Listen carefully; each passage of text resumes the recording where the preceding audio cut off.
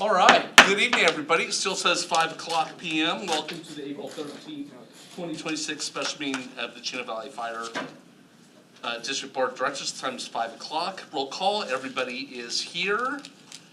Closed session, the Board of Directors will meet in closed session to discuss the following items. Public employee dismissal, release, retirement pursuant to Government Code Section 54957 and public employee performance evaluation pursuant to Government Code Section 54957, title Legal Counsel. Do we have any public comments on this time? Seeing none, hearing none, we will now go off to close. I'll now adjourn the open session and closed session, and we shall return at 6 o'clock p.m. Thank you.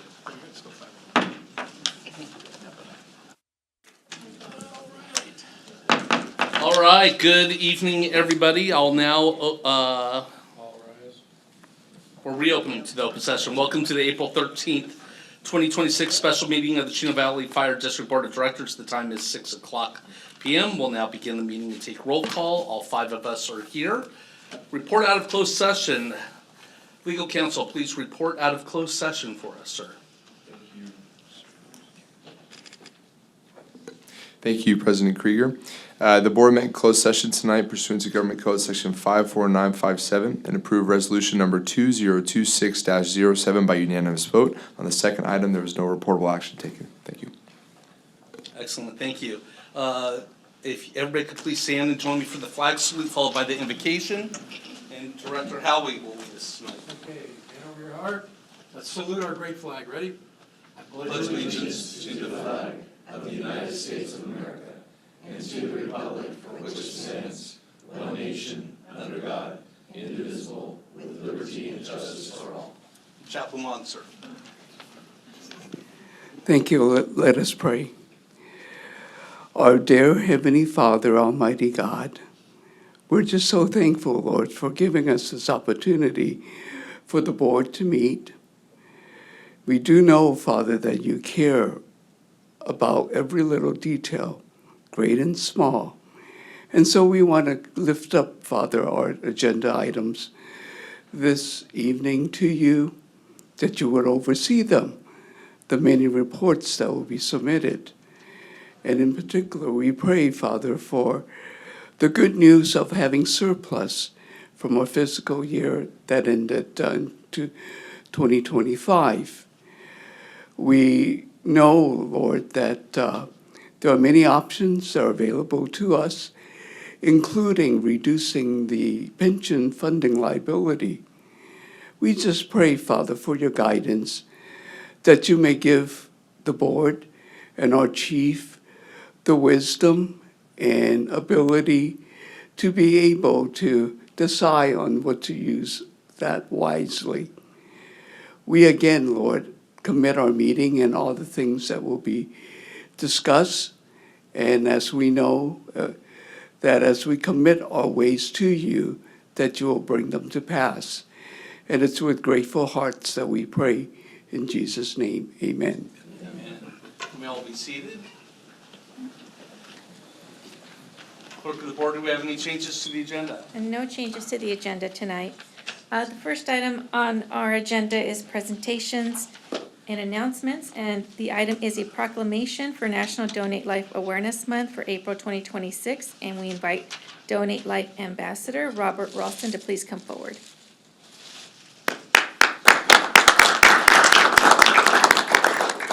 Alrighty, National Donate Life Awareness Month is a time to highlight the importance of organ, tissue, marrow, and blood donation as life-giving acts of compassion.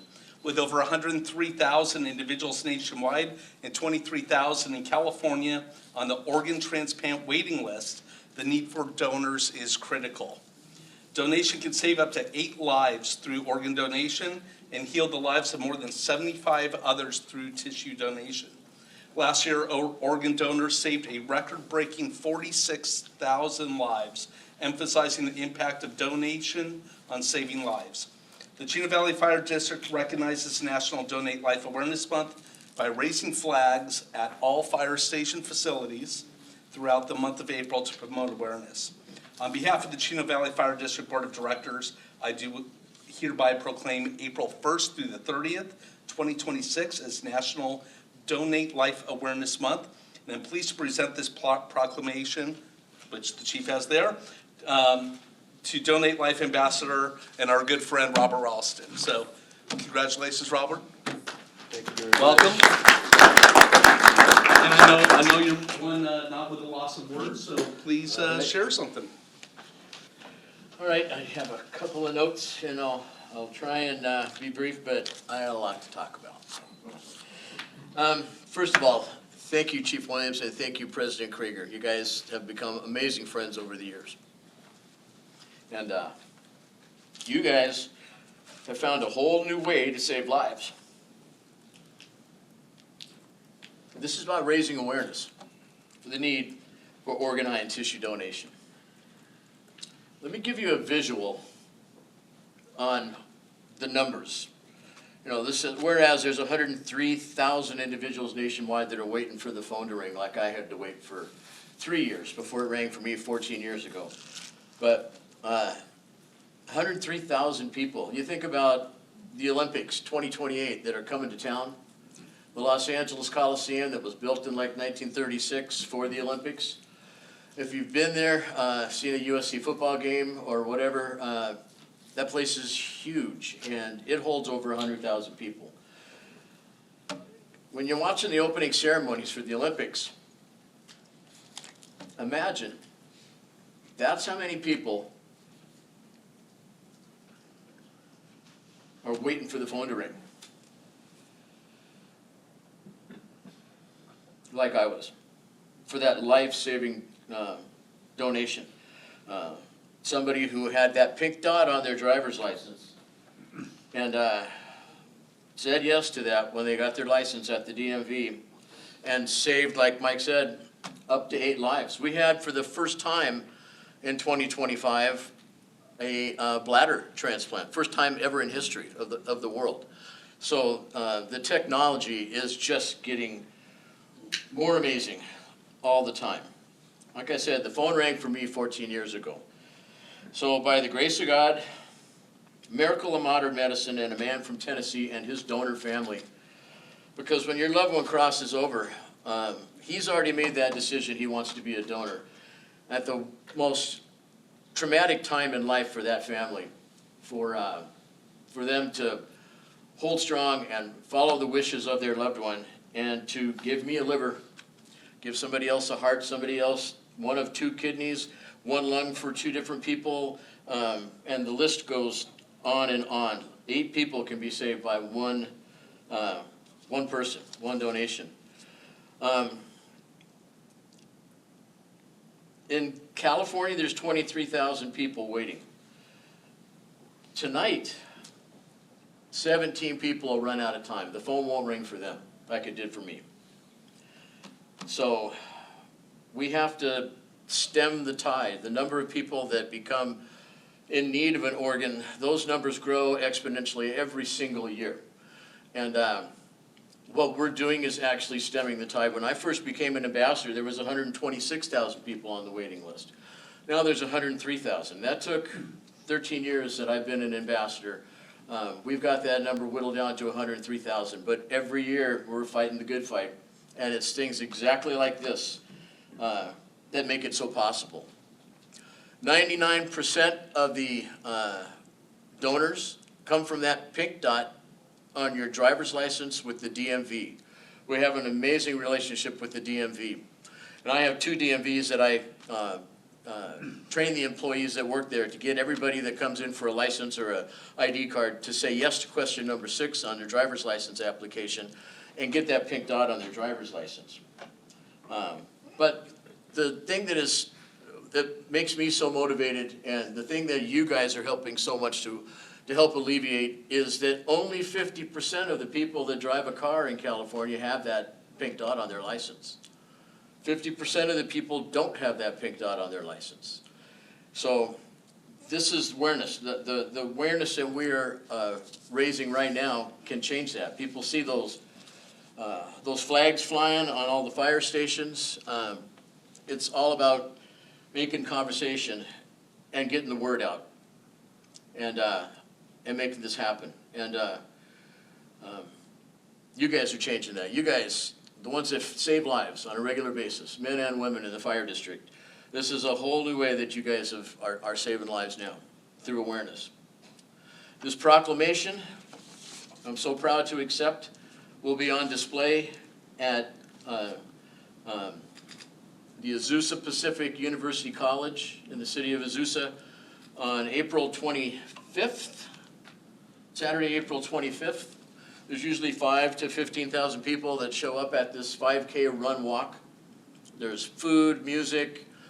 There's an area that's the Remembrance Garden. And all the proclamations will be there along with photographs of donors whose lives were saved through organ donation. So this will be proudly displayed at the Run Walk, along with the proclamations from other cities throughout Southern California, all the cities and mayors that chose to participate. I'm really proud to say this is one of the only fire districts that does what these cities do. You guys are awesome. With the flags, proclamation, it's really amazing what you guys do.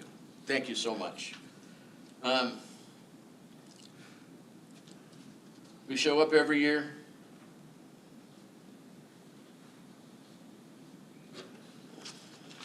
That's really about all I had down here in my little notes. But from the bottom of my heart, I want to thank you guys for what you do, for the proclamation, for the flag raising, and for helping to raise awareness. And this will proudly be displayed at the Run Walk for the city of Azusa, for Southern California. Thank you very much.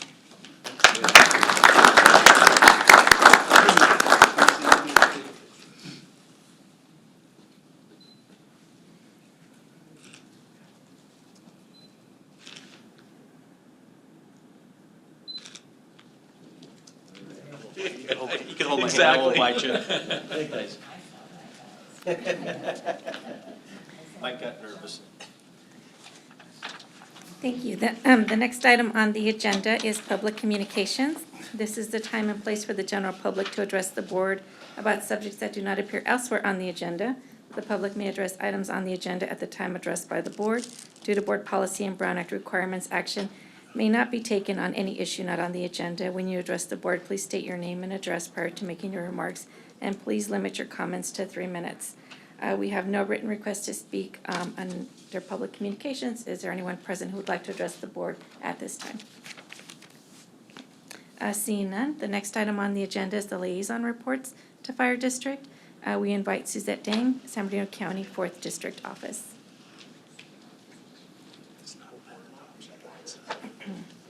Good evening, President Krieger, Vice President Howie, directors, Chief Williams, deputy chiefs, and audience members. My name is Suzette Dang with your 4th District County Supervisor Kurt Hagman's office.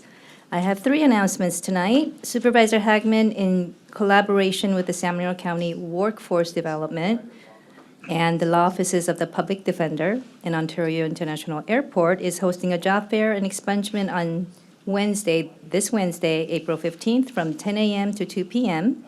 Attendees will have a chance to network with a range of employers and have access to resources such as assistance with record clearing process from the Law Offices of Public Defender and programs and regional partners.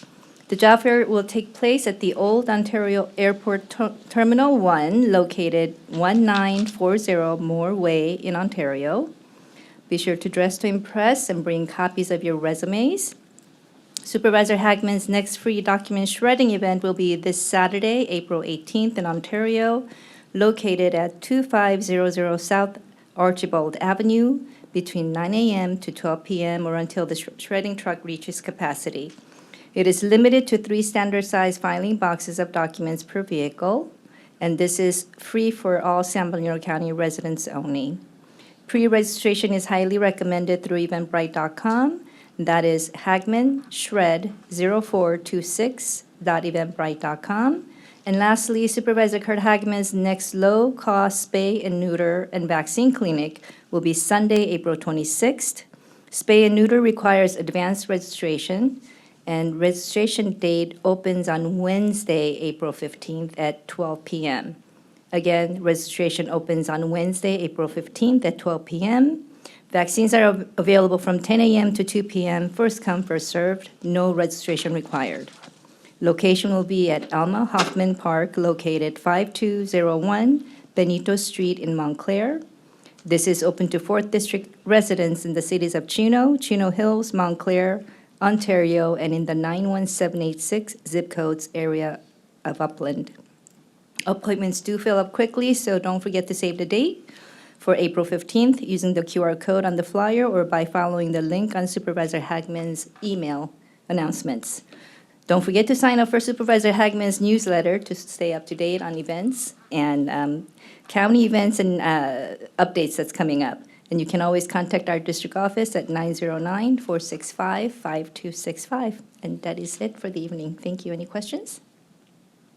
Thank you, Suzette. Come to all our events. Thank you. Next, we invite President Mark Bozak, Chino Valley Fire Foundation. Go, Mark. Go, Mark.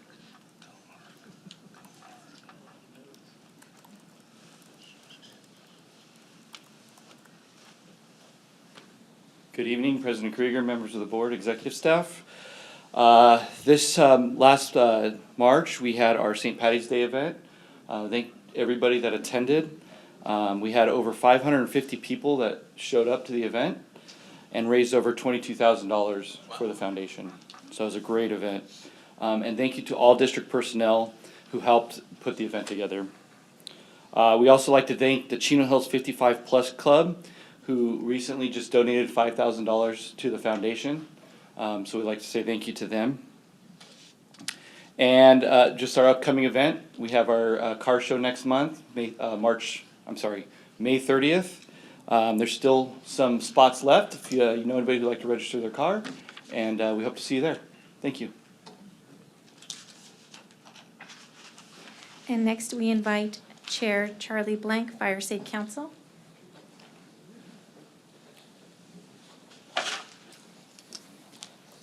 Evening, everyone. I don't need that.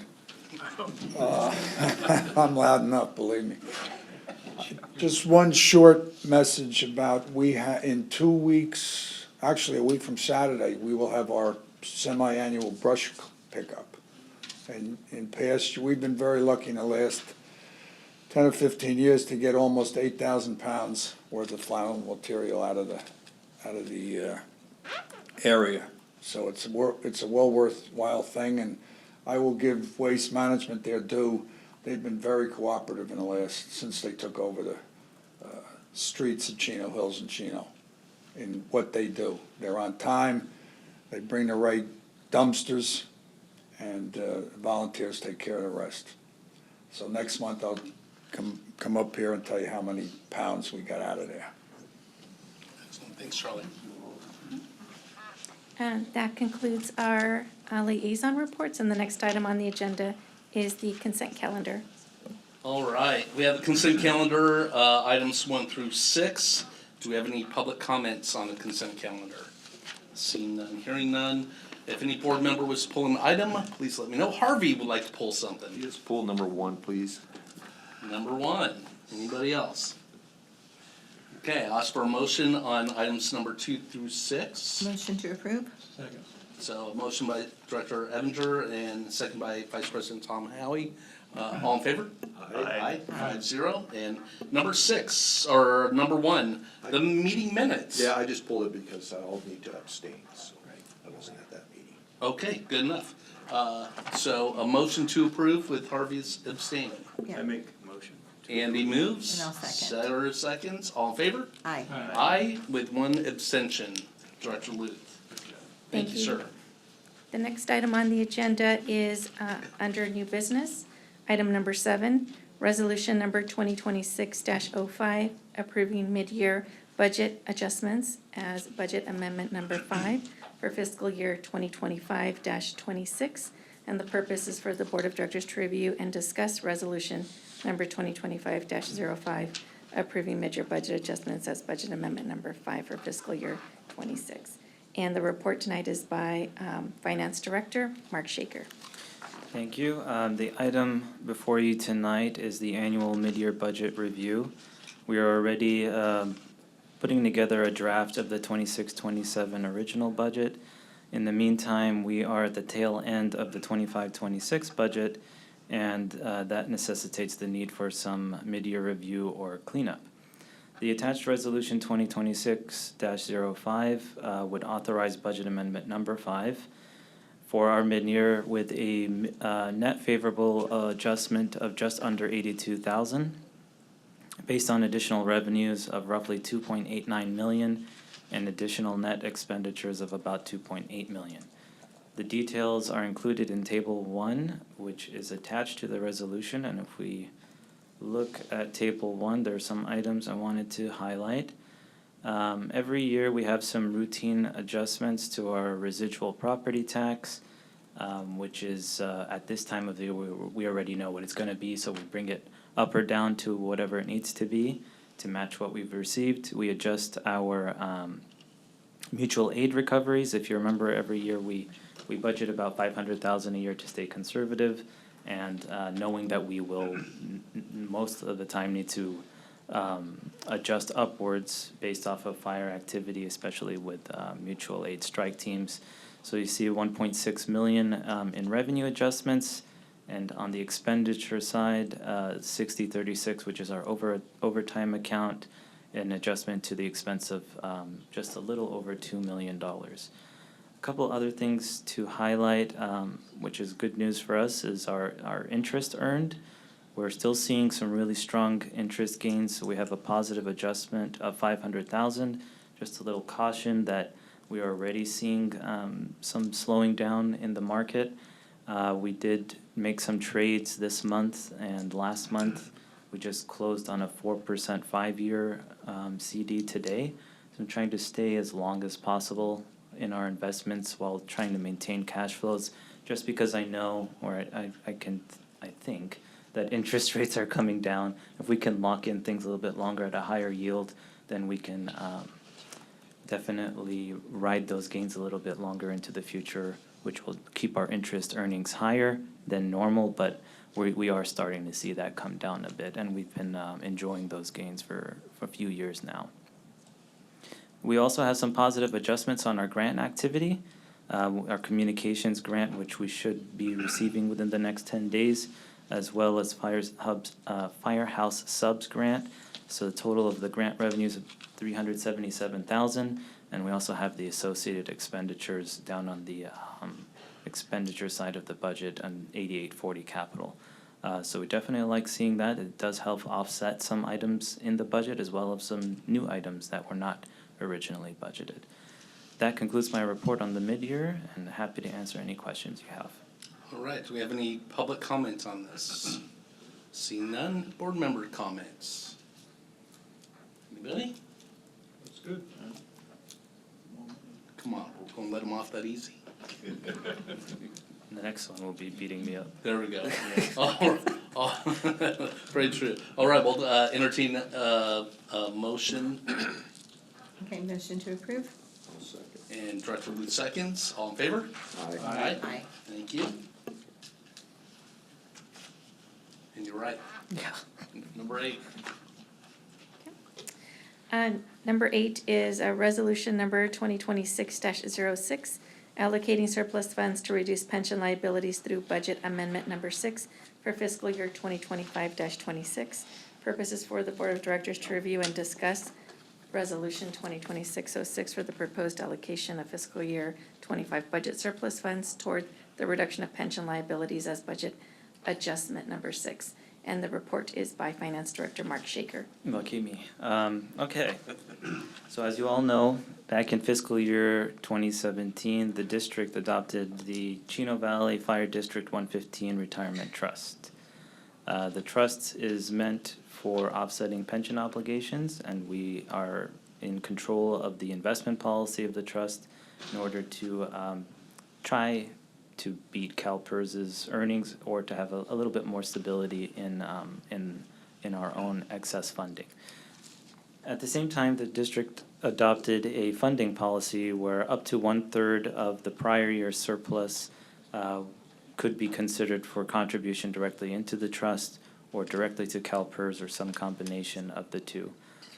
But basically, 1/3 of any prior year surplus would be considered for some form of pension obligation reduction. This year, the calculation would yield just under 3 million, 2.9 million in additional pension funding. If approved, staff would recommend continuing the last couple of years' practice prior to last year of directing the entire amount to the trust. We have seen some strong gains in the trust, and I think having that extra control over the funding is also a valuable asset to the district. In last year, there was special consideration given as far as deferring this item due to the Station 68 construction project. And I think this year, we have some additional dialogue to discuss that the fire chief will speak into. The item was brought to the Finance Committee just a few weeks ago with a lot of dialogue around this, and it decided to come to the full board so we can receive direction. And go ahead. Yeah, so I've had an opportunity to discuss with each of you individually. I think at the end of the day, I think the most important thing that we're looking for is your direction. But behind that, we did want to provide input to say that we believe that flexibility, at least today, is the key. We are not desirous of going away from, this or encouraging otherwise, but I just think with what we do know is we have a significant amount of money that still we are going to have to secure from our budget to finish off the Station 68 project. We're talking about $6 million. And so my desire would be that if there's consideration, that we would be able to defer this again, simply that we could maintain some flexibility for those unforeseen costs, and that by this time next year when we're having this discussion again, the station will have been completed, and that if there was a desire to even go essentially back in time, if you will, not that we can go back, but a consideration to say, hey, listen, we didn't utilize the additional funds. And so at this point, not just to follow through with our provision of the surplus policy, but to go ahead and say, okay, at this point, we do have excess that we didn't use, and then at that time, we could go ahead and make a larger placement of funds into that program. But anyway, I'll leave that up for board's discussion at this time. Before discussion, I did want to add a little bit more context based off the dialogue of the Finance Committee. I think it would be helpful just to kind of see where we're at right now to help you to make an informed decision. At the closing of 2025, our our unassigned fund balance rested at 26.9 million. So we'll call it 27 million just for ease, with an assigned fund balance of 2.9 million, which is what we're discussing right now. So the 27 million does not count that 2.9 million that we're talking about right now.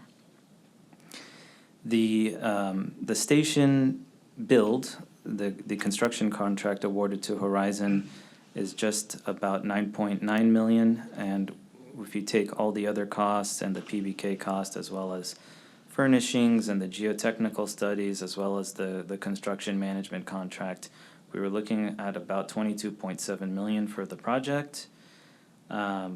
We have received 8 million from the city of Chino Hills as a contribution towards the project, as well as 6.25 million from the state of California as a one-time budget allocations also received for the project. So I'm throwing a lot of numbers at you, so bear with me. But when it's all said and done, currently today, if we were to go with that 2025 27 million unassigned fund balance, we complete the construction, we use all of the money that we have reserved for the project, our fund balance would go down to about 16.9 million. This doesn't count any type of contingency that may occur, although, we really hope we don't incur the contingency. We did approve it. The board did approve up to 10%, which is about $2 million. But that just helps you to kind of see where we are today, where we might be a year from now. There's a lot of unknowns there. We are in the fiscal year 25-26, and that closing out of this year is not accounted for yet. I can't really tell you where we are to date up until we close out June 30. We have spent about $5,070,000 on the project to date, so we still have a ways to go, but not as much time to go also. So threw a lot of stuff at you. I have some more things here just in case they're asked, and I'm happy to answer any questions you have as much as I can. All right, do we have any public comments on this? Nobody? Okay, seeing none, we'll bring it back to the board. And I'm gonna start because I have a couple questions. Last year we deferred the 1/3. How much was that? It was just a little under this amount. I think it was 2.6. And that is part of the 26.9? Correct. Or is that in a assigned fund? No, because after the year rolls over, it goes into unassigned. So, yeah, it's part of the 27. So with the 2.6 and the 2.9, that's 5.5 million of our potential $6 million deficit that you're talking about. Is that correct? Or is it more of a $10 million deficit? With the 26, or is it still sitting outside? No, it's, Those are reserve amounts. So if you take the 2.9 that we're talking about today and the 2.6 from before, that's 5.4 million that would come out of the unassigned. I think that's what you're saying. Yeah. Yeah. So that's what would come out of unassigned. 2.9 would come out But of the that's assigned. 2 times, if we do this, that'll be the second time that we've deferred The pension over the pension liability. And, you know, just for the public knowledge, and correct me, Mark, if I say this wrong, we not only pay our pension bill, but we pay a unfunded pension liability payment as well. Correct. And then the 115 is on top of that, or the surplus, the 1/3's on top of that. It's an addition, So, yeah. you know, what we're trying to do is figure out a way to accelerate the payments to bring down the unfunded liability, cause it's escalating, so, you know, that's something I take very seriously, is not funding that. My concern, as I've shared with the chief, is we did it last year, we do it again. I don't want this to become a trend that we're leaning on this portion of our surplus, which we're never guaranteed a surplus, right? But to take a portion of that and that we'll come up with reasons to use it for something else. Whether it be a piece of equipment or whether it be, you know, some other project, so, I'm hesitant, I understand the need for flexibility though, but I have concerns overall. I appreciate your concerns, President Krieger. You know, at least as while I'm sitting here as the fire chief, we have absolutely no intentions on bringing other projects. As you can imagine, the fire station is, generally speaking, I wouldn't say once in a lifetime, but it's pretty rare that you build a fire station, and so, it's kind of an anomaly. And again, I think I've already kind of stated, I don't need to reissue it, but it's just really it's not a no, it's just can we retain some flexibility until we get back around, and then maybe encourage the board to have consideration if we want to go back, if we didn't spend it, and if it's that 5 million and we say, hey, listen, we want to make up for what we didn't do. But I think it just allows us some flexibility, because once it's committed, and it can only be used for that purpose. I think at the end of the day, I think my perspective is just, we know we have about $6 million deficit today. We know that we're gonna have additional funds that we have to pay, so. Right. Okay, so, Andy.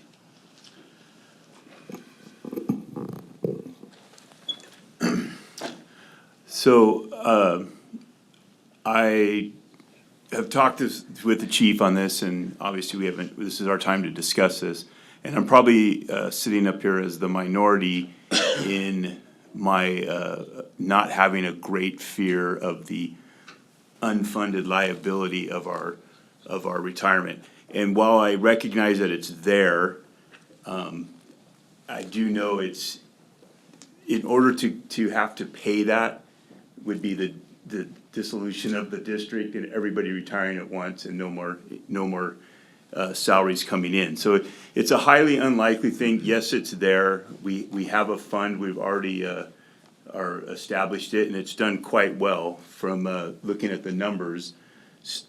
At we've almost doubled it strictly on the investment part. We were at 8 million and now we've had 6 million of interest, correct, of gain since its inception. So we're sitting at 14.9 on the 115. Yes, it's probably come down a little bit in the last week, but Okay, yeah. yeah. 14.9 was. So, and like I say, I'm not trying to be negligent in saying, don't worry about the unfunded liability. We have a fund there. And I do think we are sitting up here today trying to fund the decisions of the past, meaning the station. And it's our obligation to make sure we represent the public the best way possible and fund it without taking a negative impact on our reserves. And we're already going to impact them. I see this, I understand, like, don't keep coming back for it. That's what got the unfunded liability back before 13. That was when PERS was super funded. So then all the districts, cities, and counties started taking that money instead of making their obligations and building libraries and hiring new park crews. And then when they said, hey, you gotta pay it, that's when everybody screamed, oh, they're getting retirements and, this is terrible, we're gonna go bankrupt. So becomes an issue, so we do have to be aware of it, but I feel this is a prudent way to take the money, cause we already know we have a payment due of 16.9 million, so, that's my comments on it. Director Luth? Yeah, you are. I have a high concern about it. I understand your perspective, but it definitely concerns me, the obligation, and I agree with President Krieger. We don't wanna make this a habit. I think we discussed this last year, the same thing. But I think we understood even last year that this potentially would come back up again this year. So I'm not surprised by it. I'm not opposed to it. I think we need to hedge our bet, and this gives us more flexibility to hedge our bet. I think my question is at what point do we tap into this chunk of money? So we've got the 8 and we've got the 6.25. Do we go right into this money, so to speak, or is there other monies we would start using before we got into this? Is my question, so that we might have something to talk about at the end of it. Do you mean when would we tap into the trust money? Yeah, the monies that we're, if you will, diverting or setting aside, the 5.5 million, would we, once we get through the 14.25 that we've got, is that the next chunk of monies that we would start hitting, so to speak? I'm concerned with, do we have money left to even talk about at the end potentially? Could we? It's based off of what we're looking at now. It's roughly 17 million that will end up in our unassigned. So at that time, or it could be more, because if we close out this year and we have a good year as we did last year, it would be a little bit more than 17 million. And then the board can then come back and say, we deferred twice to the amount of 5.4. Do we want to put the entire 5.4 into the trust, or split it between the trust or CalPERS, or something less, depending on your comfort level? In 2017, the trust was opened with $5 million as a one-time initial contribution, and since we've slowly added to it. So it's, if we do not put the money into the trust today, when we complete our audit in 2026, the assigned portion will go to 0 and it'll go into the unassigned. If there is a surplus in 2026, that becomes the new assigned for consideration next year. And I think, Mark, correct me if I'm wrong, Director Luth, I think one consideration could be, I'll just use February as an example. There won't be necessarily, Mark, and correct me if I'm wrong, there won't necessarily be, let's say we finished off the station in December or January. There won't necessarily be a requirement to wait up until the time we're considering the rest of the surplus for that fiscal year. We could come back and say like a February, if we're all solid, we could come back at that point and discuss if there were monies left over because we didn't use them or the station, we didn't get all the way through that we could come back at that time and have this dialogue to say, hey, listen, even before we get to the surplus. Is that correct, Mark? Right, the policy is up to a third of the prior year's surplus at some point comes back to the board. But based off of the district's desire to continue paying down the pension liability or hedging against the pension liability, it would make sense that as soon as we are basically through the station project, that we would come back to make some kind of commitment back towards the trust after we realize exactly how much we're spending on this. Right, okay, that's Yeah, good. so it's outside of the provision of the current policy, but there's nothing to say we couldn't do that in addition to this conversation at the appropriate time next year. Yeah. I'm sorry, go ahead. So out of the 8.9, so where's that, we have 6 million in addition to this 2.9. So where's that 6 going? Into this, The 6 million. we've got 8.9. Two-thirds of The other 2/3. Oh, because it's not considered for pension liability, it just rolls into unassigned. Right, so that, we have that money in addition to this for the, that's what I'm, That's, yes, So That's in part of theory- this 26.9. correct. That's already in there. That's That is already the there. 26. oh, that is already in there. Yes, Okay, yes. okay. Yeah. It's sitting in there for this consideration that Okay. we're talking to and seeking your guidance in. Okay. We only ever set aside the 1/3 as a separate line. Yeah. So that it's highlighted, not commingled with the unassigned. Okay, all right. So Yeah. we were already sitting probably 18 million in reserves, then we got the 8.9 million in. And we set aside 3 on the Set assigned, aside 3. and the rest goes into the unassigned.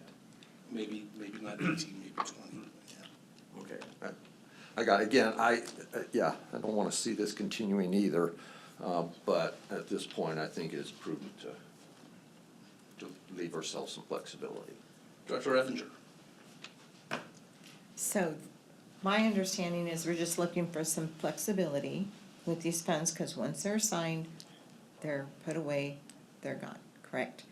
And we have your commitment that we'll come back to this even though it's not policy, and we will assess the situation after, we get to that point, and then we can take funds and we can reassign to our liability, correct? Exactly. Correct. I don't, like everyone else, don't necessarily like playing, moving money around, but I understand why. That's it, thank you. I don't wanna beat it up more. Vice President Howie. Yeah, thanks, Mike. So yeah, this is why at the Finance Committee, we were kind of stuck on this and wanted to bring it to the whole board. Thank you. Because we didn't really make a recommendation from the committee. So basically, Mark, we're about at 8.4 that we're gonna have to pay out of some fund to complete the station, assuming that there's no more contingency factors, which could easily run another $1 million or $2 million if something happens. So we need $8 or $9 million. And we basically, with this money, have $27 million. Is that, but some of that's not all unassigned, right? Or is it all? 27 is all unassigned. It's all unassigned. Yes. So, okay, so Harvey is kind of like, it's in a checking account. So they just write a Yeah. check when you have It's to write. When mostly we in run out of like- that 14 million, we're gonna have to write a check for another $8 or $9 million from that standpoint. So, yeah, I think Mike and I were, we just don't like, and the whole board has expressed it, we don't like postponing these things, because I think the unfunded liability is an issue for all of us. Not Andy. Well, no, well, Andy too. Well, Andy has a little different insight on it, but Andy understands the numbers. So our unfunded liability right now is, where are we at right now? You just say 27 million? No. It's about Isn't it like- 68. It's more than that. 68. Yeah. 68 million, right? 68 million. So it's up there, it's up there pretty high, and, so that's a big number when you have that kind of unfunded liability, because just the interest, we're not paying that down at all, but just the interest we pay every year on the 68 million, in addition to all the money we put into PERS every year, it's pretty significant, right? Just our unfunded liability payment for this upcoming year's 6.4 million. So we're on the paying safety 6 side. million on the unfunded liability, and we're not even dropping the unfunded liability. Except if Yeah. PERS does well, that unfunded liability gets chewed up, it gets better for us in that instance. It could be a $20 million swing according to Yeah. our actuarial guy. Right. Like, Right. if they have a Yeah. favorable discount rate. Right. Yeah. What was our unfunded liability like 8 or 9 years ago? Do you? are you- 8 or 9 years ago. Well, I'm sorry, it's before your time. But I mean, Yeah. have you seen our I'm not unfunded sure. liability continuing to grow quite a bit or not? It's grown quite a bit. There's some gains, some years of gains where there's a positive swing, and then we have years of losses that bring it right back to where it was. I think early on here in 2022, when I started, we saw the liability drop by about 20 million. And our auditors were up here talking about it, and he How warned. great everything was, Yeah, and he right. said, well, just wait. And then the next year, it went right back to where it was. Yeah. Yeah. So it's very hard to really picture, because it's not like your mortgage or your house mortgage where you know Right. how much you owe at any Right. given point. I can say that we owe 68 million today, but if CalPERS earned another percent, it could be 37 million. Right. If they earned 1% less, it could be 104 million. So it's a moving target. I understand that. The only other thing I said, we don't have anything that we can't increase the amount over 1/3 in our bylaws or anything. Let's say next year we decided. We can. We can add more to that, like if we don't put the 2.9 million, and let's just say, our economic picture looks good, and next year we may have another 2 million to look in, could we increase it if we still have money in it? In other words, take some of this money that if we don't spend it all, put it into the unfunded liability at a future date. There's nothing that says we can't do No. that, No, right? It's a- that would be ideal, actually, that we would handle it that way, Mark. Yeah, it's a budget allocation, so it's no different than if the Okay, board so it's approved not like etched in stone, we the can't go purchase of over a truck. The 1/3 amount. Okay, all right, that's all. All right, so That's all I just to got. clarify, unassigned right now is 26.9 million. This 2.9 million is not part of that. Correct. So that would raise that up to roughly 30 million. And those are interest-bearing accounts where we earn Yes. something off of it while we wait to Yes. figure it out, correct? Yeah, it doesn't sit in our checking account.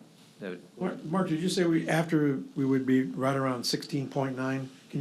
That number you threw out earlier, was that, that was not including this 2.9 going into the pot? Or No, no, that's just assuming that the 2.9 is not accounted for, that it So is going. that would raise it up to 19.7, assuming that we don't have a lot more increases in the cost of the station.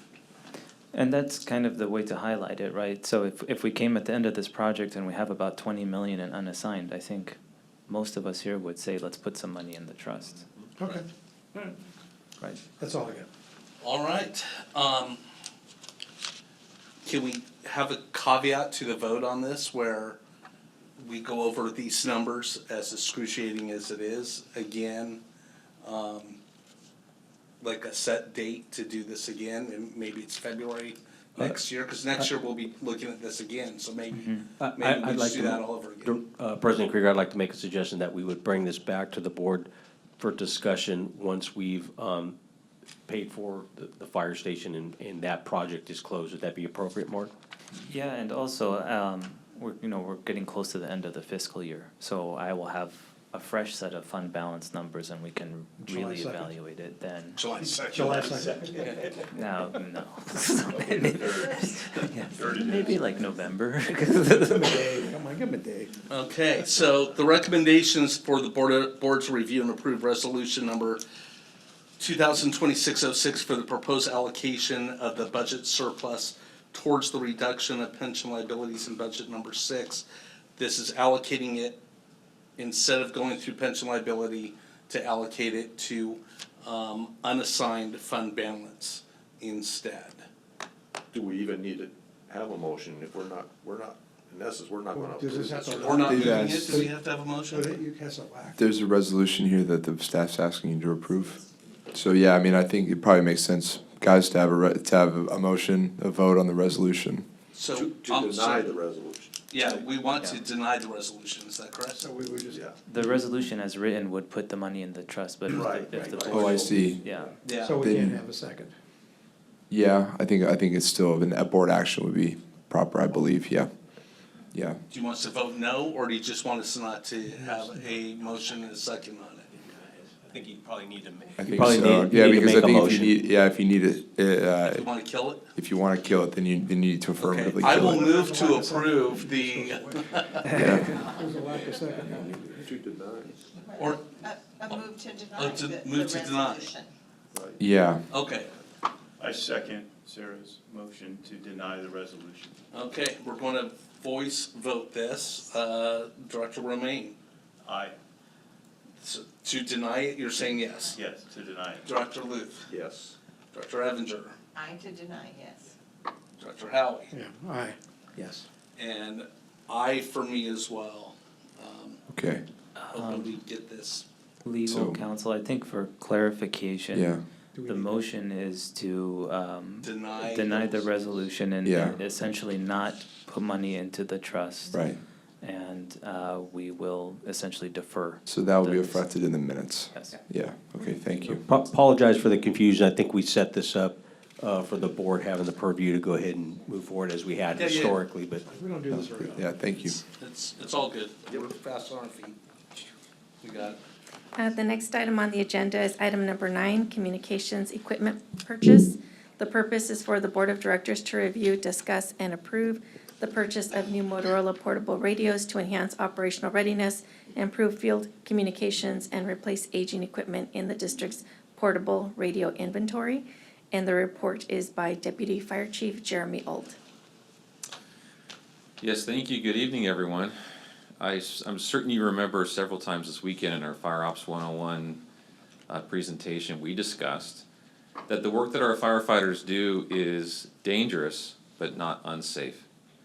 And a key differentiation there is that with the board's approval, with the proper safety equipment and all the specialized equipment that they have, that oftentimes makes the difference between what is unsafe and what is safe. One of the top factors in critical incident failures is the inability to communicate. So one of the most important pieces of equipment that our firefighters carry on them are our portable radios. So before you tonight is an opportunity for us to phase out some of our obsolete equipment and replace that with some modern, updated equipment. As you see in the staff report, we actually have a pretty large inventory of radios. Some of those are in the stations, some of those are actually in the engines. The rest of that balance are carried by our firefighter paramedics, our firefighters. In addition to that, our CRR staff and the chief officers, et cetera. When we started our career, these radios were relatively cheap, small. They're essentially now portable computers. And with such, they're a piece of technology that becomes obsolete with time and requires replacement. Before you tonight, we have a proposal to purchase up to 41 new APX 6000 style radios that will replace some of our obsolete MTX series radios. These are all considered 800 megahertz, the most up-to-date frequencies and equipment that we use to communicate with our dispatch center and from our firefighters back and forth to each other.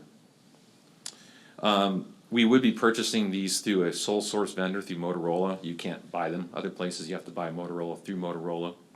And in order to participate in our county's radio plan, you have to be using Motorola radios. That's why this is a sole source bid tonight. Total cost for the purchase of 41 APX radios, including estimated taxes, roughly $356,750,000.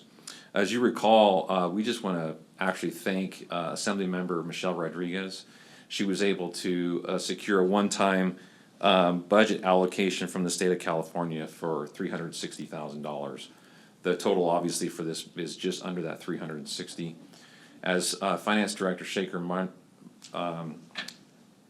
as Mark mentioned earlier, we have not actually received the check yet. So we're expecting to do that within about 10 days. So with approval of this by the board tonight, we will actually wait to receive money in hand before we make the actual signed purchase. Again, that will be distributed through us through OES. The allocation was made in the mid-year budget, which was just approved a few minutes ago, resulting in no additional amendments to the current budget. Therefore, I'll go ahead and read the recommendation. It's recommended that the Board of Directors approve the purchase of Motorola portable radios, confirming that the purchase complies with the district's purchasing policy, including the equipment standardization that results in Motorola serving as the practical sole source provider, and further authorize the fire chief to execute all necessary purchasing documents and take any actions required to complete the acquisition and deployment of the radios. This completes my report, and I'm happy to answer any questions. Right, do we have any requests to speak from the public? Mr. Blank? Sir. Do I have to go up there?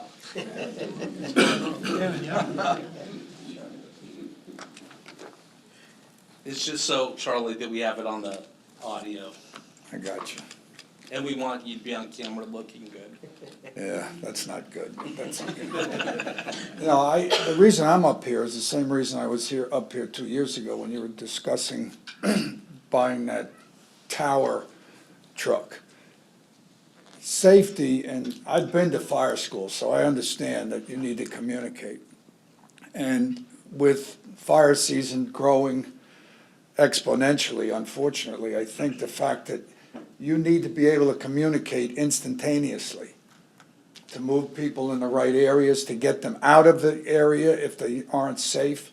And I agree completely with Jeremy, and I'm sure Chief Gable and Chief Williams would agree that, you know, you're basically getting this paid for. So I guess I'm just kind of up here saying that, you know, if you want to be completely and utterly safe and have the fire department have people who can go into places that maybe they shouldn't be, but at least they can be moved around and be safe. I mean, I hate to use the word no-brainer, but this really is, because it's already paid for. Whether you get the check in 10 days or 5 days or whatever, you're gonna get it paid for. And anything you can do to make sure that the fire personnel are completely safe when they're out there is something that I think the board should vote for. Thank you, sir. Anybody else? All right, coming back to the board. Anybody have any questions? Comments? I got a question real quick, and Chief, well, I apologize for not asking you this ahead of time, but do we get any credit for turning in our old radios with Motorola, or are we just kind of? No, unfortunately, we don't get credit because the radios we're turning in are now obsolete, and again, that's electronic equipment. But at least with the new radios, we'll take some of, so essentially, we have 79 of the older ones, if you will. This will replace 41, which will go direct into service on the engines, and then some of the other radios will trickle back as we phase out the obsolete ones. Okay, that's it. With that, we do pay thought of this. We pay a monthly charge, radio service charge. Every radio that's activated, we pay a monthly charge for that. So the new radios will take place of the old ones. We won't be incurring additional monthly charges. So if you put a new radio in service and take one out, it's a wash for the monthly. Thank you. Mm-hmm. I have a question. So 41, but we have more that are obsolete. Correct. Why aren't we just spending the money and replacing them all? Because we just wanted to use the grant? I mean, if we have radios that are sitting around and inoperable, why? Great question. So they're not technically inoperable yet. The obsolete ones, they still work, but they're no longer supported with upgrades and or if one of them breaks, we can't have it fixed. So what we've tried to do is, if we were, for example, were to replace all of our radios all at once, just like our apparatus fleet, they're so expensive now that what we try to do is a phased approach, because if all our engines need to be replaced at once, it'd be a tremendous figure. Same with our radios. So if we replaced every single radio in one fiscal year, it'd be an astronomical number. So we have this opportunity with the grant. So in speaking, we actually had some money allocated previous. The grant was we were able to use those grant funds currently. And then as we work through the rest of our plan for successive years, we'll be replacing more batteries or more radios next fiscal and next fiscal. Okay, so you actually have a replacement plan? Correct. Okay, all right, okay. So, thank you. Director Luth. So you're talking about these are more than just a radio. So is there some training that needs to go on with our crews with these new radios? Great question. So, as I mentioned before, the newest radios actually have additional capabilities. We're just confirming with the crew that the new radios, they connect to a handheld microphone that goes on the turnouts. That's actually Bluetooth connected to their face piece in their for their SCBA. So when they key the microphone that's actually in their face piece is Bluetooth connected to the radio. So fortunately, all of our crews have gone through training because we're not getting, we already have some of these new radios, just not our entire cache. Okay, good, thank you. Let me just add, such a benefit, the last thing that Chief Alt spoke about, the Bluetooth piece. We have such a benefit to have those for everybody. I remember probably about, I want to say 7, 8 years ago, this Bluetooth technology with that piece of it was just starting. It's so important that we actually had some members of our department paying for it out of their own pocket because they could buy a device to make that happen where they would be able to hear and whatnot.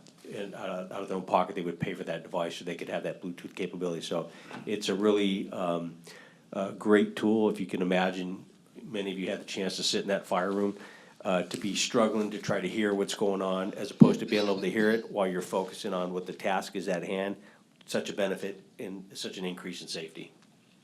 Done. The only comment I have is I just want to thank Assembly Member Michelle Rodriguez for pushing the grant through. Anytime, as Charlie said, anytime we get free money, it's a good day for us.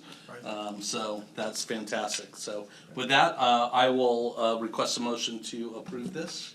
Motion to approve? Approve and second. All in favor? President Krieger, actually, can we do a voice vote for this one and the next agenda item as well? Just a recommendation. Just a voice vote. Director Romaine. Aye. Director Luth. Yes. Director Edinger. Aye. Director Howie. Yes. Myself, yes, 5-0. All right. Number 10. Item number 10 is resolution number 2026-01, properties declared for weed abatement. The purpose of this report is for the Board of Directors to review, approve, and adopt resolution number 2026-01, identifying properties throughout Chino Valley Fire District to be noticed in accordance with ordinance number 2022-01 for weed abatement. The report tonight is by Fire Marshal Danielle O'Toole. Good evening, President Krieger and members of the board. Ordinance 2022-01 prohibits the accumulation of combustible vegetation that can be deemed a fire hazard. The district strives to take a consistent and aggressive approach to our weed abatement due to our wildland urban interface and now our increased fire hazard severity zones. Before you this evening is Resolution 2026-01 and a list of parcels throughout the district that are being declared for weed abatement. Our spring inspections will begin in early May and our fall inspections will commence in early September. Any property be found non-compliant will be sent a notice to destroy weeds. The notice will outline the actions that need to be taken, their re-inspection date, as well as the public hearing. Throughout the coming year, we will hold a minimum of 3 separate public hearings to allow property owners to address the board on the matter. The public hearings will be held in conjunction with the specific deadlines. Since the resolution declares that identified parcels contain seasonal and recurrent nuisances, if a property receives an initial notice and a public hearing is held or waived by the property owner, we are able then to send an abbreviated postcard notice, and any recurrent violations of that said parcel may be abated without a future hearing. All property owners failing to abate the noted hazard by their reinspection date are subject to administrative citation and abatement by our private contractor. Exhibit A of the attached resolution references the list of parcels throughout the district. A full list of the parcels is available here for viewing for the public, as well as on our website. It is recommended that the Board of Directors review, approve, and adopt Resolution Number 2026-01 regarding the declaring and noticing of property owners for weed abatement. All right, thank you. Do we have any requests to speak on this? Chief? Danielle, first of all, thank you for bringing this forward several years back. I never have asked you, so I think I'd like to ask for the public purview because I think it's really a good thing. When we changed and went to this style, has it proven fruitful for staff time and allowing us to be more responsive to dealing with those things? I will say since the adoption of our ordinance, how it changed that process, it has been a little bit more cumbersome on staff just because we end up doing probably like 2 or 3 cycles. So I've been working with Deputy Fire Marshal Lynn this year to kind of work on our timing But it has been more responsive, I think, to the general public because we can address those complaints at any given time versus the way we used to do it. Got it. Thank you. I appreciate that. All right. Any requests to speak on this from the public? Seeing none, back to the board. Director Howie. Yeah, Danielle, our notices, have they not gone out yet? Is that correct? Correct. We don't send a notice out until we conduct our inspections.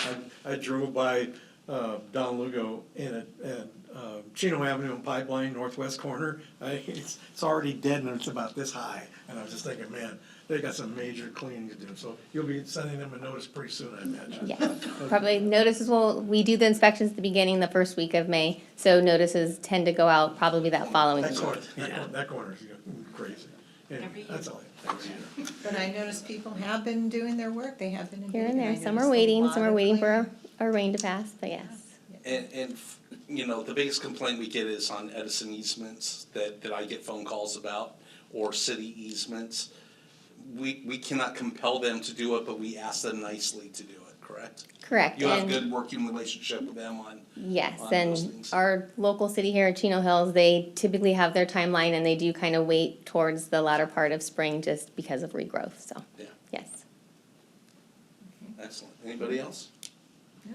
We're here. No, Andy did have a question on page 823. Yeah.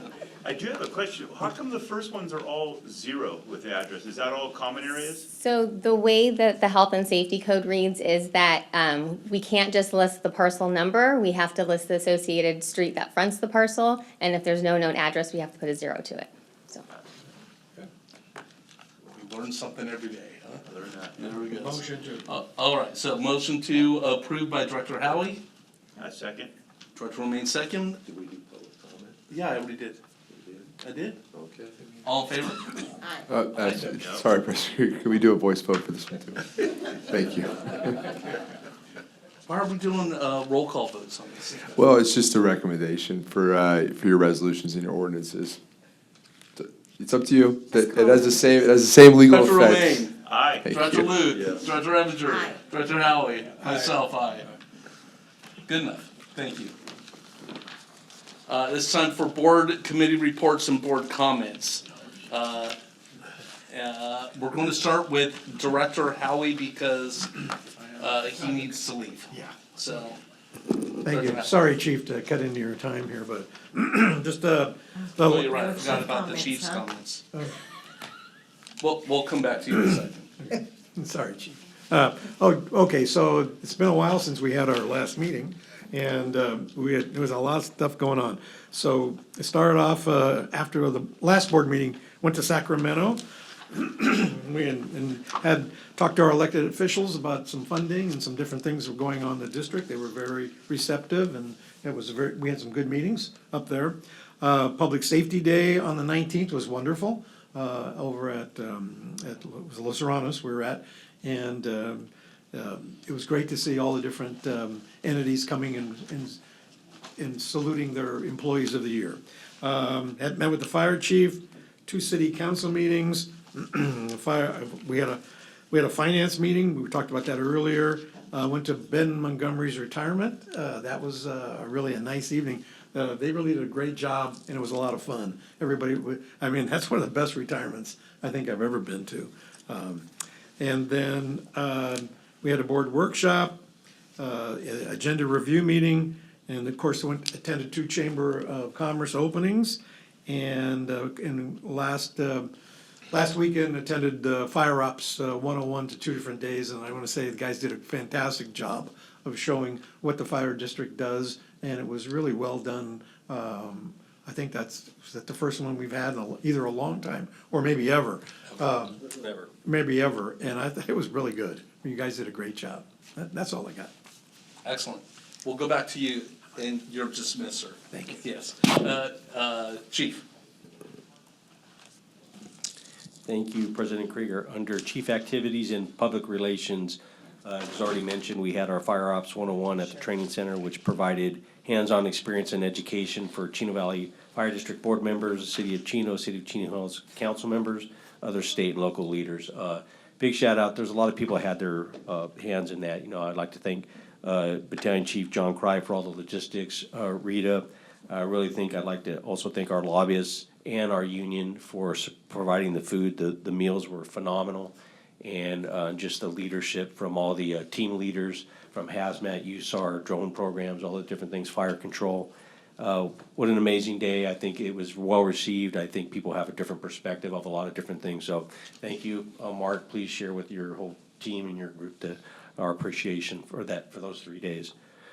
Under Clerk of the Board update, Deputy Clerk interviews will be taking place on Monday, April 20th. So looking forward, it's been a long time coming, but looking forward to getting the clerk some more support in her office. Under Human Resource update, 3 fire recruits start the academy today. They will be introduced to the Board of Directors at the conclusion of their academy. Interviews for the accountant were conducted on March 23rd. 4 candidates were interviewed, and a job offer was made and accepted. The candidate should start early to mid-May. Interviews for battalion chief will be held on April 15th. And finally, the annual drug screening, as per the Fire Association MOU, started on March 30th and will run through April 30th. Under CRR, thank you to the Community Risk Reduction Team. Over the last month, they had 3 outreach booths. So thank you, Danielle, to you and your team for going out in the public and being available to answer questions and provide education. Under personnel development activities, personnel participated in the West End Truck Academy alongside our partner agencies from across the West End County. The training brought crews together to enhance truck companies' operations, strengthen coordination, and build consistency. This was a really big deal. I had a chance to go out there, and I want to share this with the board. So basically, the West End JPA, so it's us, Ontario, Rancho Cucamonga, and Montclair, all come together as fire chiefs every month and discuss, and we pull monies and we discuss what we want to do with that. For the life of my career, almost 30 years now, there was a program out at Ben Clark in Riverside where everybody, whether you were from LA County, didn't matter where you're from, anywhere in Southern California, that was the primary area that you would go to do truck company operations. Prior to that, you might have had some training over at LA City. It's a pretty specific task and responsibility to be on a truck company. And so, this is the very first time that the West End JPA put this program on. I had a chance to go the final day. It was a week-long course, and to just be there to acknowledge the hard works that the folks did. We had both instructors from our department involved in that, as well as the buildup of it, the logistics of it. It was hosted on Ontario Fire Department, and we had many staff members, firefighters, that were actually part of it, getting the training. It was the first one we've done. It was well received. It went exceptional.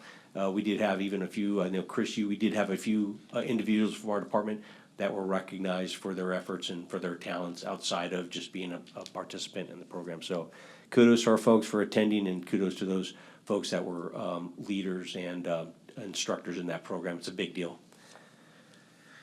Moving on, under organizational items of interest, Chino Valley Fire participated in the Salute to Public Safety, which was already mentioned. Are proud to recognize our support services technician, Ryan Moore, as the Employee of the Year, and engineer Jeff Taitula as Firefighter of the Year, so congratulations to both of them.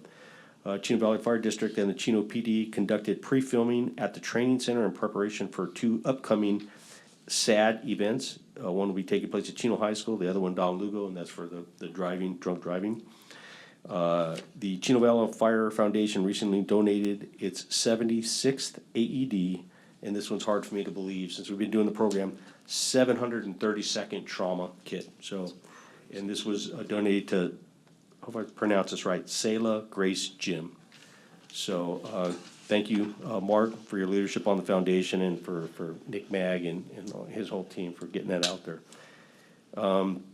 Also under organizational items of interest, I'd like just to note we will be having a formal presentation next May, but I just wanted to make sure that everybody knew that today was Deputy Chief Greg Abel's first sit at the dais as a full-time Deputy Chief. Hey, there we go. Under emergency response and support, I'm sure, I was getting lots of phone calls and text messages, but we provided mutual aid response to the 6-alarm arson fire in the city of Ontario. I'm sure it's well over the news and everybody's kind of aware of what that whole thing was, but we had folks backstaffing fire stations at Ontario, as well as some units that were actually on scene providing support to the incident. Under upcoming meetings and events, City of Chino's State of the City Address will be tomorrow, April 14th, at the Chaffey College Chino Community Center. And we'll all be in attendance there, minus one of our deputies will be present for our Chino Hills council meeting. And then next week, we have the FDAC Annual Conference happening April 20th to April 24th in Monterey, and I'm sure myself and many of the board members will be there. And that's all I have. Thank you. Excellent, thank you. We'll now have board member comments. Director Luke. All right.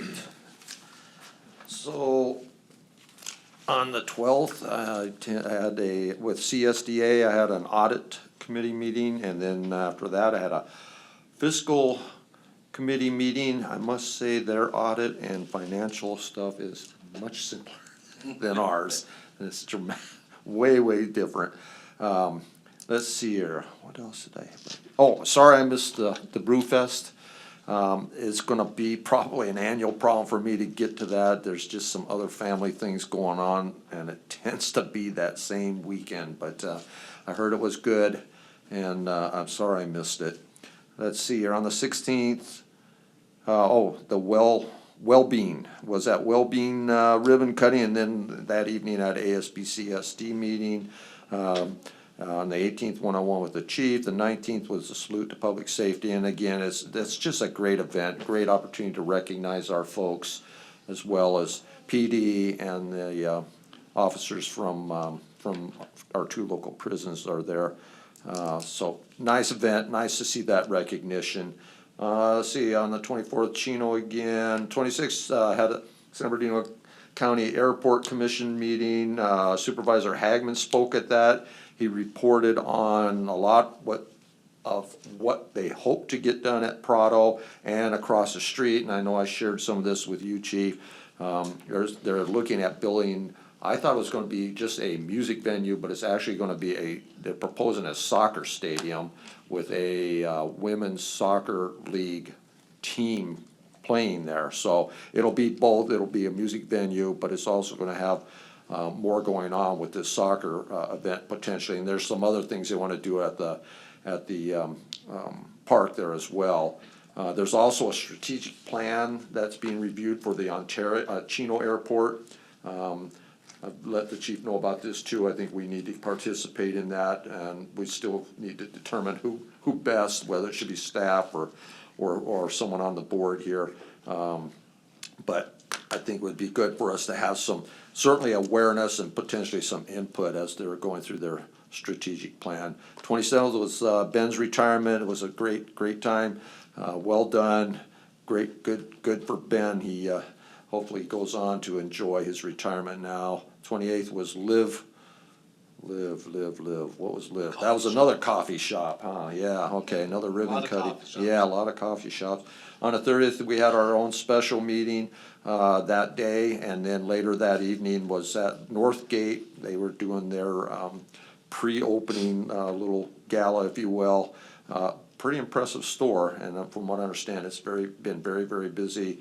On the 7th, Chino again, and then on the 9th, Fire Ops 101, and we've heard already about it. It was fantastic. For me, I have, with no real experience, it was a great opportunity. I know I go to like our open house, I see things, I learn some things, but this was a whole nother level and a chance to really get more one-on-one, get some information. Going in the burn room, that was pretty cool. Seeing the inversion, it just learned a lot, and then getting to do the Jaws of Life and cutting that car apart, that was very cool. That stuff is heavy.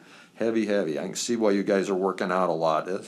That stuff was extremely heavy. Anyway, everybody, whoever had anything to do with that, well done, well organized. You guys were well prepared, and I enjoyed it. Was able to go down there the other two mornings and just welcome the folks who were coming in and encourage them to participate. And I'm sure they enjoyed it as much as we did. On the 11th, had a policy meeting with Sarah where we reviewed some board policy stuff that is yet to come back to this board. And then on 25th, just want to make sure everybody is aware and is invited to the Corn Feed Run. Chino Corn Feed Run will be held on the 25th, so it's about a week and a half away. We're about 570 vehicles right now, so a little down from previous years, but hopefully people are just waiting for the weather, and we'll get a few more coming in. So again, you're all invited to that, and welcome, Mr. Gable. Thank you, sir. Deputy Chief, and that's the end of my comments. Thank you, Director Romaine. Much like everybody else, super busy since our last meeting.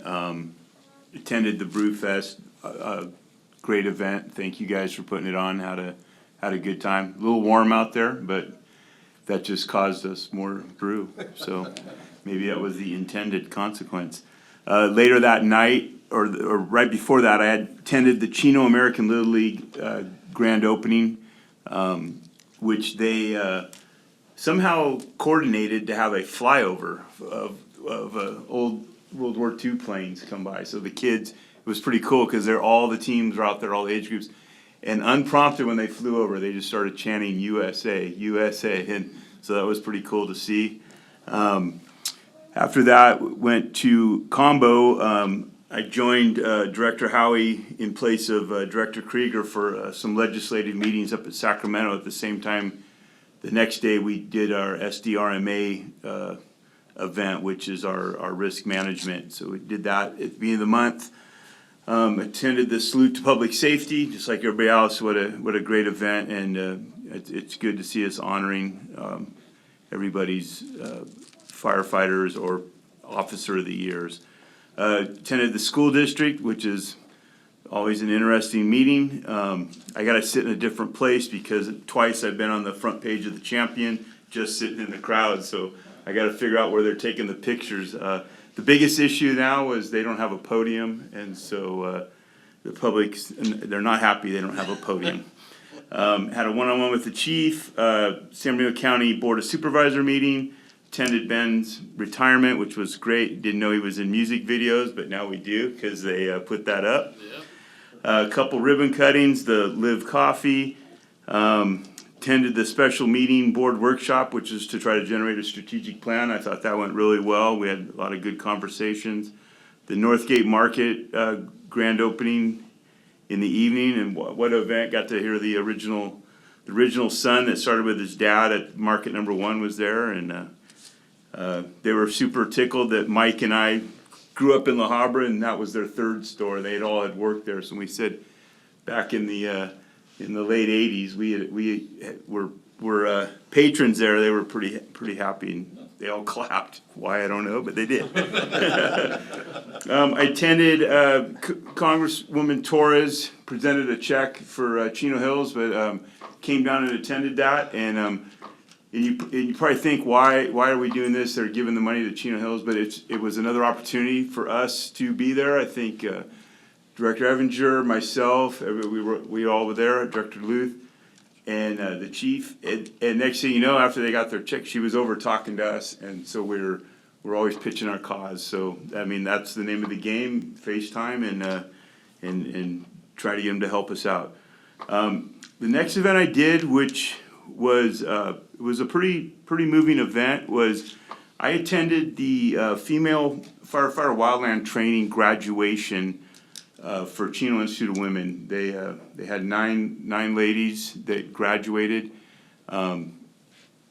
We presented them certificates, and on the surface it sounds like, hey, what are we doing? You know, they're just doing something to try to get out of their situation, and that's what they are doing. They're trying to better themselves, but they're learning a skill. And just as an example, and Kelly, I think you wrote those certificates, correct?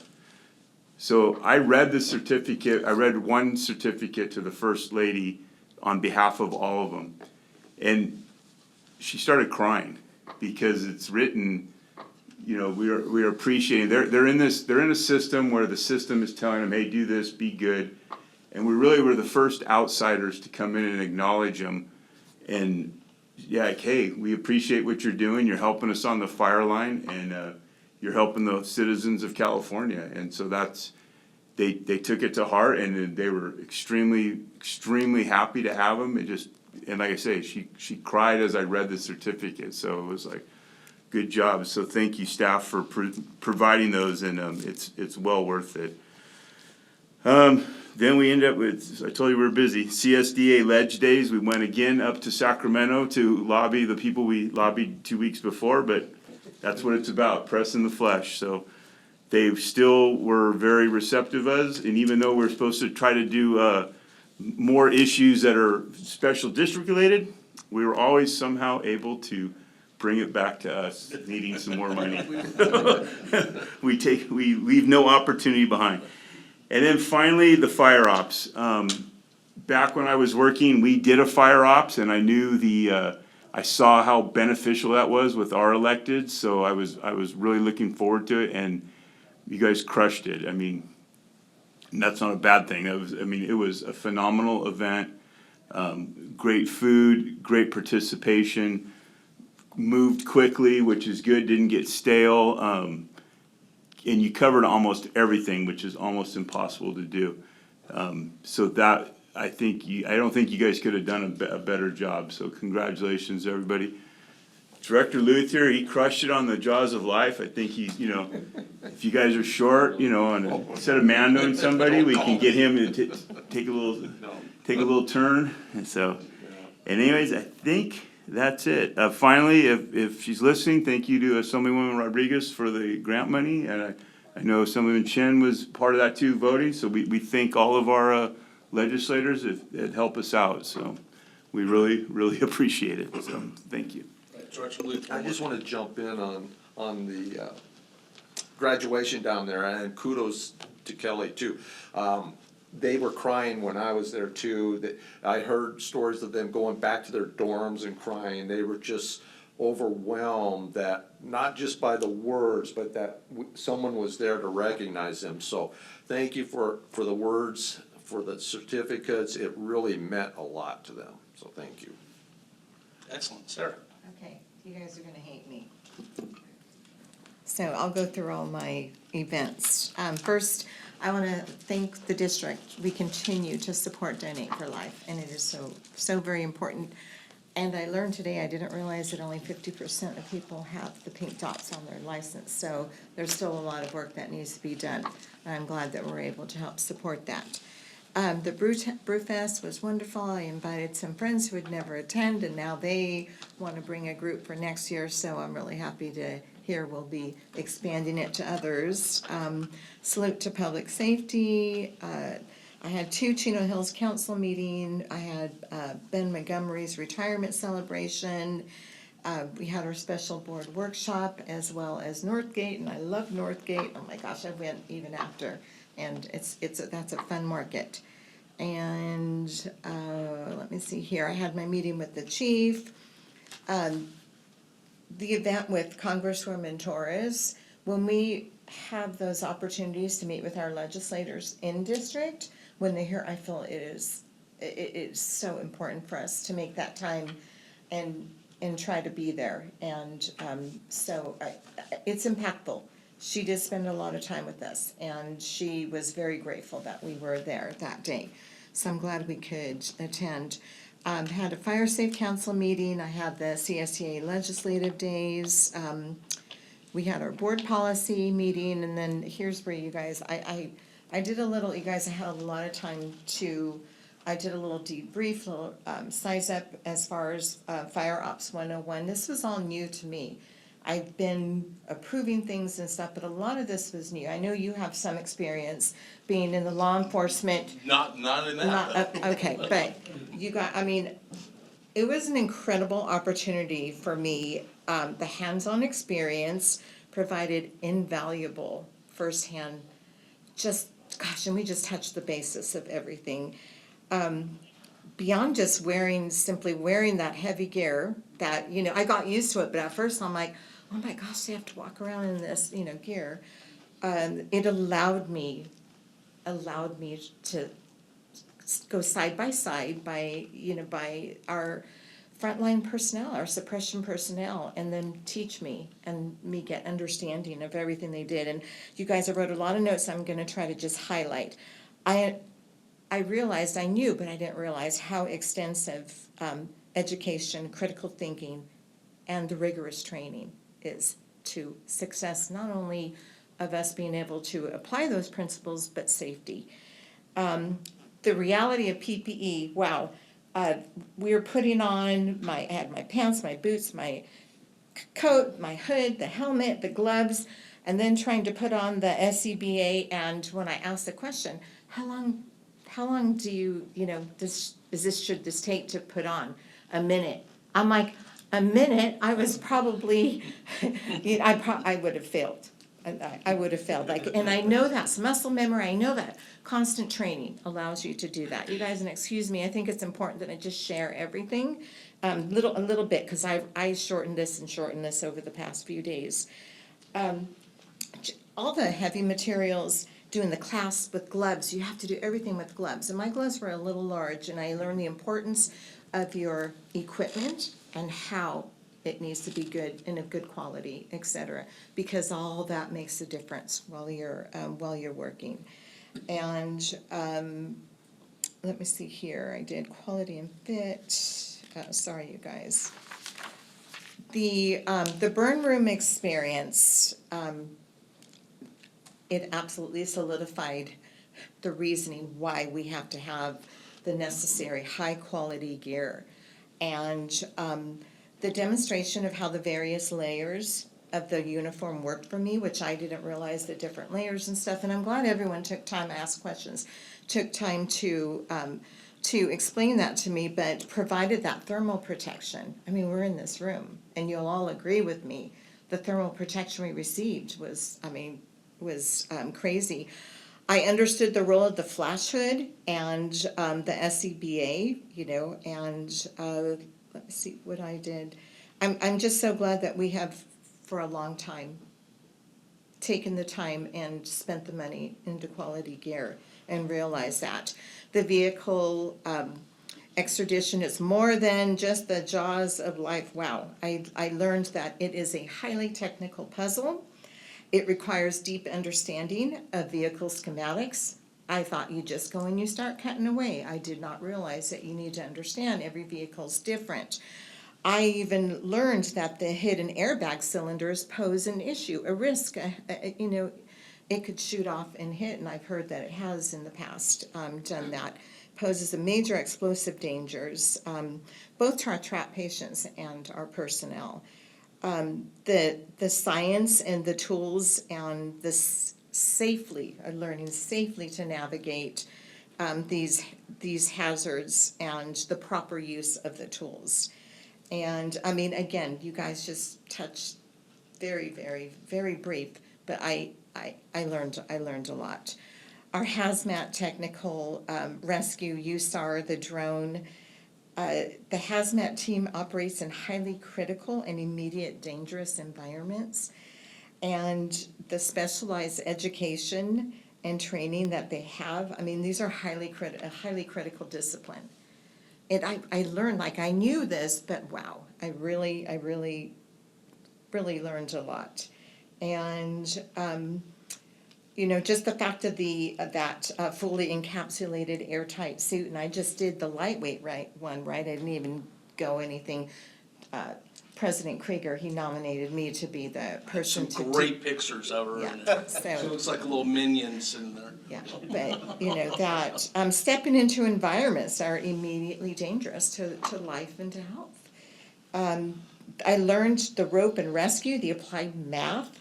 That has to be that mathematical calculations and physics. The team needs to learn and know, and like they were popping off things like right there, and I'm like, wow. I said I would have to have an app, and they told me there is an app that we can use to do that. But all of those things that you need to know, you're going in, you're you know, going in. The physical demand of that. We just lifted that rope.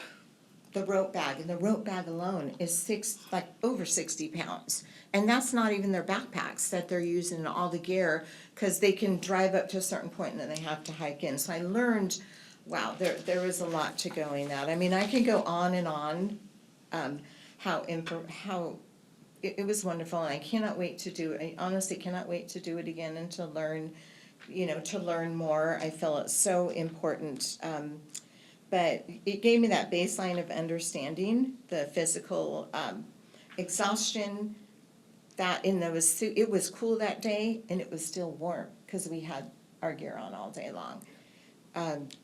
But let me see, it highlighted a lot for me. Modern firefighting is highly scientific and technical. It's not just going out and putting a hose on anything anymore. You have to know what's there.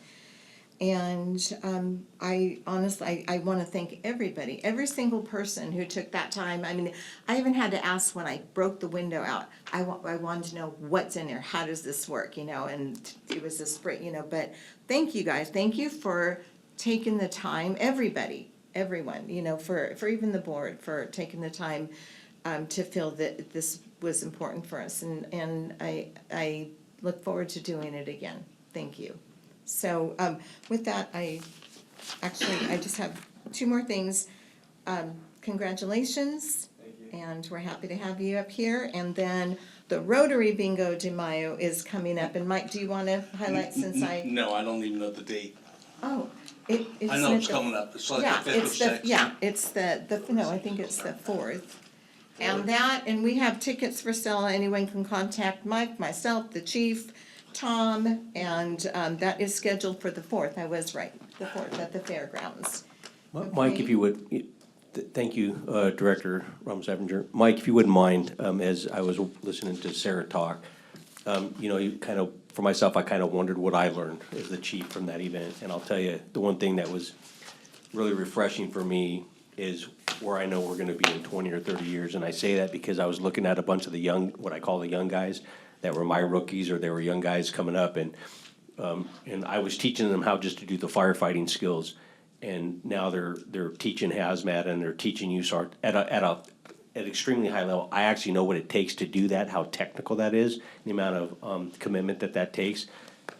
We are very well poised to do exceptional things going forward because of the folks. I saw it firsthand, and so that was really refreshing to me to think, wow, these guys aren't just little kids anymore just figuring it out. They're doing it, and they're doing it at an exceptionally high level. So that's all I got to say. I'm not going to list everything that I did because I attended almost everything that everybody else did, with a couple exceptions. The Brewfest was fantastic. It's always a great event. I was at the Prado Gate ribbon cutting event, and Congresswoman Torres was there, so I was able to spend some time with her there as well, and that was great. Lots of ribbon cutting events that we all did. I'm already meeting towards State of the Fire District with Rita. She's coming up with some great ideas. And my things to talk about with Fire Ops 101, just the passion that the personnel showed. Definitely when somebody's passionate about something, they take it to a whole new level. And that absolutely showed, especially with, RIMS and hazmat, search and rescue, swiftwater rescue, drone, Tommy Cavanaugh, making sure that we were all safe in that fire room. Everybody just did such a great job. It was just fantastic. Really was eye-opener. We've been around for so long, and it's been eye-opener for us. I think it was eye-opener for a lot of our staff members that were able to put turnouts on. Donna, who has worked at the training center for 11 years, that was her first time putting turnouts on. So she got a new perspective as well. I thought that was great. Just a really great event, and I'm really looking forward to seeing where this can go next year. So, challenge for you guys. There you go. Yeah. We're gonna do the ladder next year, right? Mike Krieger and I. Yeah. Sir and I are going to throw ladders around. No, we're gonna climb the ladder truck. No, we are absolutely not.